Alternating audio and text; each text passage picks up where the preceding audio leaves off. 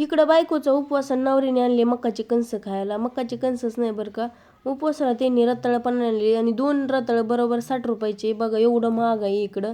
नंतर नाही ना मला भूक वगैरे काय नव्हती, तब्येत बरी नव्हती ना, तर एवढा कंटाळा आलेला असं वाटत होतं झोपून घ्यावा. त्यापुढे पोरांची नखरे असते, तर हे कर ते कर, यांचं करता करता मला इकडे संध्याकाळचं ना मला ना आमच्या आव्हांनी ना मला बेसन पोळी, बेसन आणि बाजरीच्या भाकरी करायला लावलेल्या. पोराला माझ्या शूट घे म्हणलेलं, ते पोरांनी काही व्हिडिओ शूटच घेतला नाही. बाजरीच्या भाकरी बेसन केलेला व्हिडिओच काढला नाही.